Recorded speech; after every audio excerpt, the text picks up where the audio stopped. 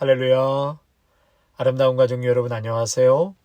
또 새로운 한 주가 시작되었습니다.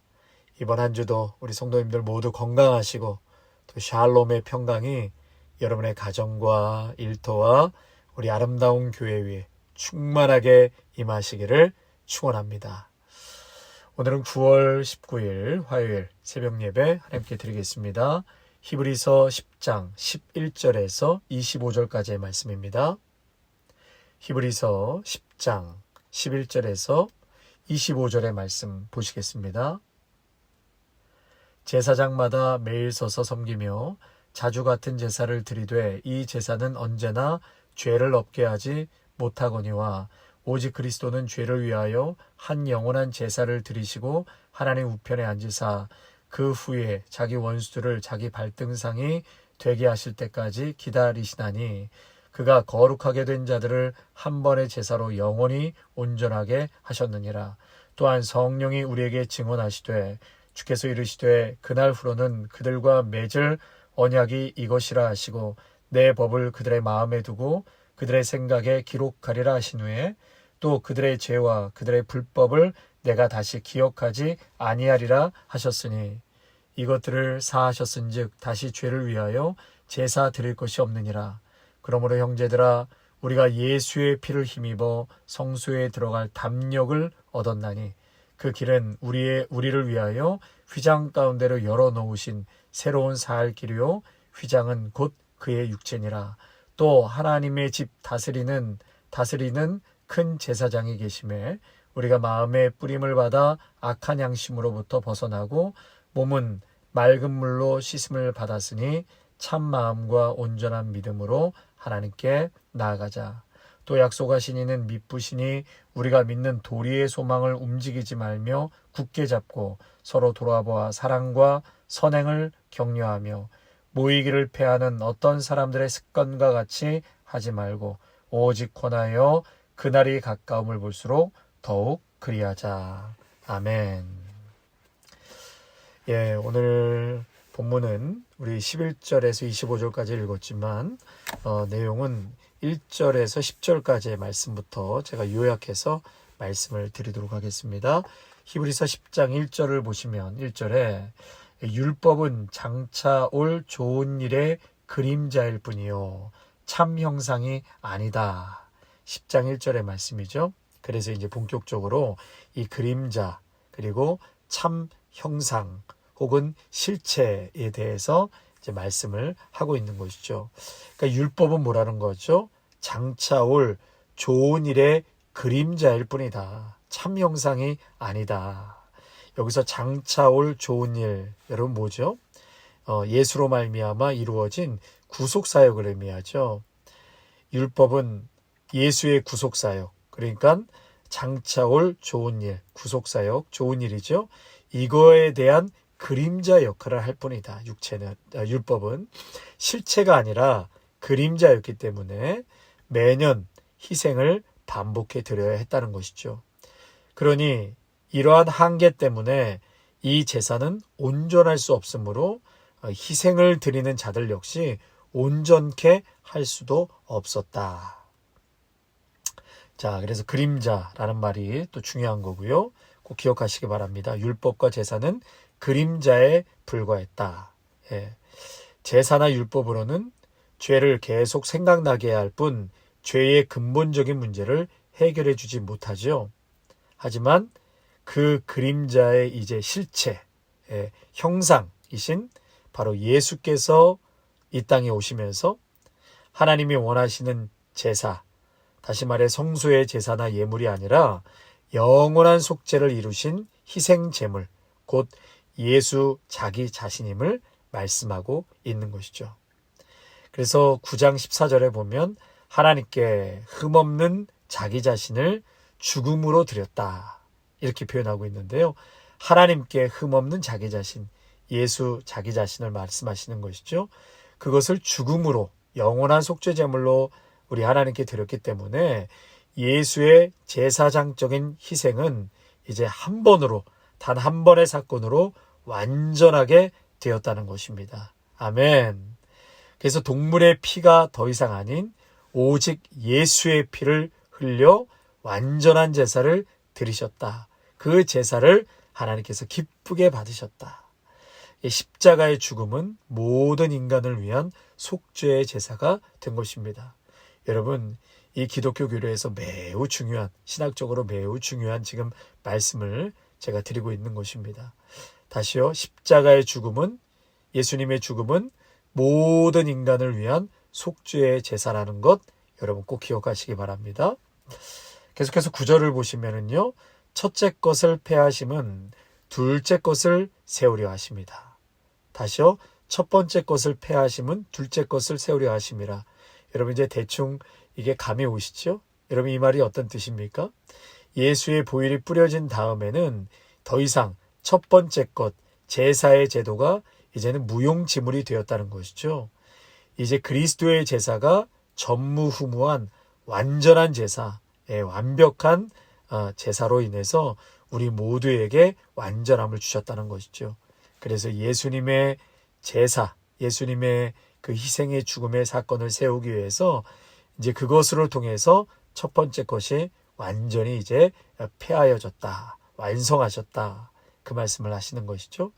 앞으로 동물의 희생 제사를 통해 하나님을 더 이상 만나는 것이 아니라 율법의 완성자요 참 성전인 예수 그리스도로 인하여 모든 것이 단번에 해결되었다. 그러므로 이제는 하나님과 인간의 죄로 막힌 담이 예수 그리스도로 인해서 단번에 뚫리게 되었고, 참 하나님이 임재하시는 지성소로 우리는 다이렉트로 예수님을 통해 하나님을 만날 수 있게 된다. 그 말씀을 하고 있는 것이죠. 우리 계속해서 9절의 말씀을 보시면 내가 하나님의 뜻을 행하러 왔나이다. 하나님의 뜻을 행하러 왔나이다. 여러분, 예수님께서 하나님의 뜻을 행하기 위해서 어떻게 이 땅에 오셨습니까? 영원한 속죄 제물로 오셨습니다. 그러니까 예수님은 하나님의 뜻에 철저히 순종하는 삶을 사셨죠. 우리 역시 예수님 때문에 완전한 자유를 얻게 되었습니다. 아멘. 여러분, 그러니 구원받았으니까 이제 내 맘대로 살 것이다. 그러면 되겠습니까? 그러면 안 되죠. 그 얘기는 구원파들이 하는 얘기입니다. 믿음의 성도는 구원받은 그 시점에서부터가 중요합니다. 이제 말씀의 무게를 삶에 깊이 두고 말씀에 순종하며 죄를 가볍게 여겨서는 안 되는 것이죠. 좀 전에 말씀드린 것처럼 그림자라고 했는데, 여러분 결국 이 그림자 신앙은 종교의 허상과 관습 이런 거에만 쫓아다니면 그것이 그림자 신앙인 것입니다. 종교적 허상을 쫓는 신앙인가, 믿음의 실상을 바라보며 예수를 쫓는 신앙인가. 여러분, 예수님을 쫓는 신앙은 생명력이 있습니다. 아멘. 우리 성경에 보면 예수님을 만난 사람마다 모든 공통점은 그 심령에 생명력이 충만했다는 것이죠. 12의 혈루증 앓았던 여인, 앞을 보지 못하는 사람들, 안진뱅이들, 병자들, 또 심적으로 정신적으로 깨어진 자들, 공통점은 절대적인 낙심과 절망에서 예수님을 만남으로 전인격적인 치유와 회복과 생명력을 얻게 된 것이죠. 그래서 여러분, 이 육신의 질병만 치유받은 것이 아니라 전인격적으로 생명력을 얻게 되었습니다. 그래서 예수님을 만난 사람은 만사형통이 아니라 비록 삶은 광야이지만 그 삶의 중심에는 예수의 생명력으로 활력이 넘쳐나는 줄로 믿습니다. 소망이 있습니다. 감사와 미래에 대한 기대가 있는 것입니다. 할렐루야. 또한 할 일이 이제 많아지는 거예요. 이제는 열심히 일하는 것도 다 주를 위해서 하는 것이고 영혼 구원을 위해서 해야 하는 것이기 때문에 삶의 동력이 일어납니다. 구령의 열정과 영혼을 살리는 일에 앞장서게 되는 것입니다. 복음을 전하고 부흥을 갈망하는 그런 목마름이 여러분 가운데 넘쳐나시기를 축원합니다. 또한 예수님을 쫓게 되면 말씀이 내 영혼에 딱딱 부딪혀 오지요. 말씀이 딱딱 부딪혀 오면 첫 번째 반응은 회개가 터져 나오는 것이죠. 회개합니다.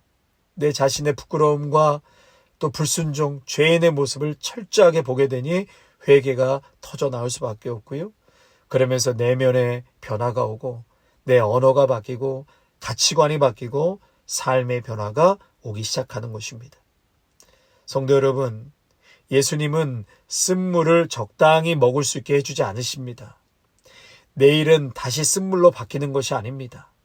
오늘 쓴물이고 내일은 단물이 아니라 물의 근본을 바꿔주셨어요. 물의 근본을 단물로 완전히 바꿔주신 것입니다.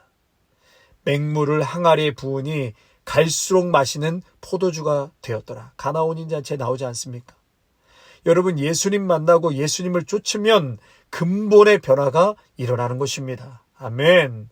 절망과 낙심과 우울에 묶여 있다가도 십자가를 바라보면 즉시 탈출하게 됩니다.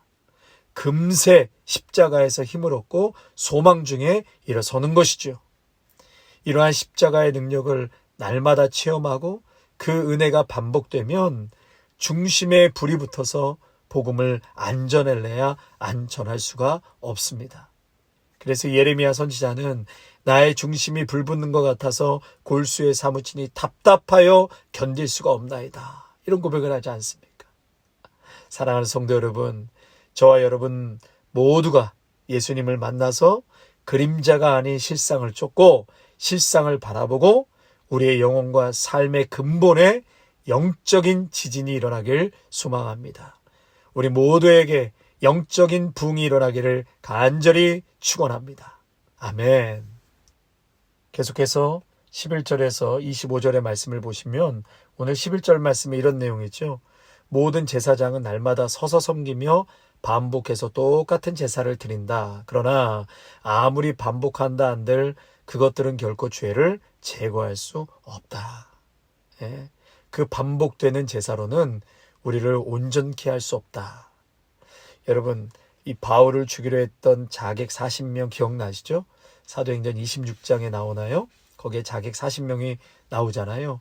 그 자객 뒤에는 누가 있었습니까? 제사장들이 있었죠. 그들의 모의가 실패로 돌아갑니다. 그리고 바울이 2년 동안 감옥에 구금되어 있을 때 다시 벨릭스 총독에게 재판을 받으러 움직일 때, 이동할 때 또다시 숨어 있다가 바울을 죽이자.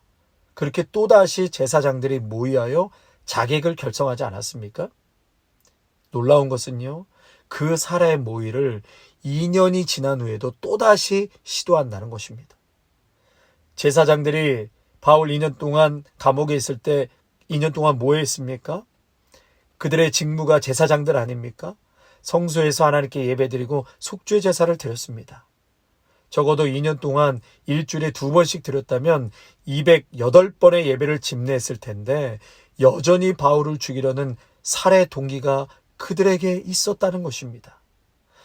사람을 죽이려는 마음을 품고 예배를 2년 동안 208번을 드렸다는 사실입니다. 예수를 만나지 못하고 허상을 쫓으면 매일 제사를 반복한다 한들 죄를 제거할 수 없는 것입니다. 성도 여러분, 우리는 예수님을 만나야 합니다. 예수님을 쫓아야 합니다. 그림자 신앙이 아닌 예수님을 바라보고 예수님을 쫓을 때 살해 동기가 사라지고 회개하고 자복하고 놀라운 삶의 생명력으로 살아나는 은혜를 경험하게 될 것입니다. 13절에 보면 예수님은 원수들을 스스로 심판하지 않으신다고 그러셨어요. 예수님이 십자가에 내려와서 이 망할 것들 그렇게 막 소리치며 하나님의 능력으로 막 그 자리에서 처단하고 심판하지 않으셨어요. 어떻게 심판하셨습니까? 원수들을 발 아래 굴복할 때까지 예수님은 기다리셨어요. 이것은 뭐냐면 죄의 정복이 완성되는 과정까지의 기다림의 시간을 내포하고 있는 것입니다. 다시 말해서 승천과 재림 사이의 틈바구니 속에서 어떻게 살라는 말씀이에요? 승천과 재림 사이에서 예수님 십자가의 죽으심으로 원수들의 죄를 깨끗이 씻어주고 용서해 주셨다. 그래서 그들을 마침내 주의 발 아래 굴복하게 하셨다는 것입니다. 예수님은 강력한 초자연적인 권세와 능력으로 심판하고 정죄한 것이 아니라 오히려 반대로 자기 희생과 용서로 거룩한 백성으로 삼으셨다. 그래서 예수님의 부활과 재림 그 사이에는 자기 희생과 용서로 이것으로 원수를 이기고 굴복하게 만든 예수님의 방법이다. 우리 또한 자기 희생과 용서가 있어야 한다는 것을 말씀하고 있는 것이죠. 또 15절에서 18절 보시면 성령께서 우리에게 이 부분에서 확신케 해주신다. 그것이 새 언약이라고 그랬죠. 16절에 그들과 맺은 언약, 그들과 맺은 언약, 새 언약을 말하는데요. 그렇다면 여러분 처음 언약이 뭐죠? 처음 언약은 하나님이 모세를 통해 돌판에 새긴 율법이죠. 그러나 새 언약은 예수 그리스도를 통해 당신의 백성에게 주시는 새 언약, 성도들의 마음과 생각에 새기겠다. 성령께서 내 안에 내주하심으로 성도가 그 언약을 잊을 수 없도록 만드셨다. 하나님의 말씀으로, 예수님의 말씀으로 새 언약을 우리의 마음과 생각에 새기게 하셨다. 여러분, 둘째로 죄와 불법이 다시는 기억되지 않게 하신다. 성령께서요. 세 번째로 죄를 사하는 제사, 동물의 제사는 더 이상 필요 없게 되었다. 그러므로 이제 우리가 따라야 할 법은 뭐죠? 생명의 성령의 법입니다. 성령이 우리 마음에 내주하실 때 내 영혼에 심기고 새겨진 예수님의 말씀이 기억나게 하시고 순종할 힘도 주신다. 그러니 우리는 이제 매일 거룩한 사한 제물로 하나님께 예배 드리듯 살아내야 한다는 것입니다. 19절 보시면 그러므로 대제사장 없이 이제 성소에 들어갈 담력을 얻게 되었다. 여러분 어떻게 얻게 되었죠? 19절에 예수의 피를 힘입어. 그 길을 예수가 열어놓으셨는데 여러분 지난주 말씀드렸죠? 성막에는 성소가 있고 지성소가 있는데 그 가운데 휘장이 있다. 그 안쪽으로는 대제사장이 아닌 다음에야 들어갈 수가 없었다고 그랬어요. 그런데 예수님께서 그 길을 여셨죠. 예수님이 죽으실 때 그 휘장이 위에서 아래로 찢어졌습니다. 그래서 20절의 말씀에 그 길은 우리를 위하여 휘장 가운데로 열어놓으신 새롭고 산 길이요 휘장은 그의 육체니라. 그 휘장을 양쪽으로 찢어 예수는 우리가 하나님에게로 가는 길을 여셨다는 것이죠. 그런데 그 찢어진 휘장이 곧 예수님의 몸이었다. 예수의 몸이 찢어짐으로 그 휘장이 찢어져서 우리가 성소로 들어갈 수 있게 되었다라고 말씀하고 있습니다.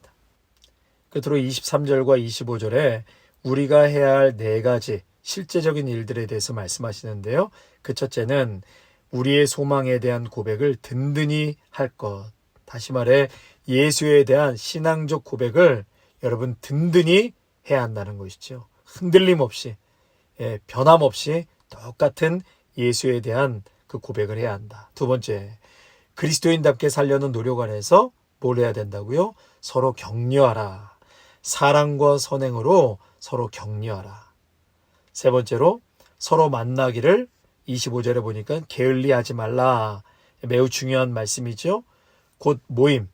그리스도인들은 자주 모여야 하는데 모일 때마다 그냥 먹고 얘기만 하고 흩어지는 게 아니라 예수 그리스도를 향한 찬양과 예배와 기도가 있어야 된다. 또한 가난한 자를 돕는 구제와 또 한 식구를 나타내는 음식을 떼는 것이 이 초대교회 사도행전 2장에 있지 않았습니까? 그래서 서로 만나기를 게을리하지 말라. 서로 만났다면 예수의 이름으로 찬양하고 예배하고 기도하고 또 가난한 자를 돕고 함께 음식을 떼는 것. 그리고 마지막으로 시간이 짧고 그날이 가까움을 잊지 말라.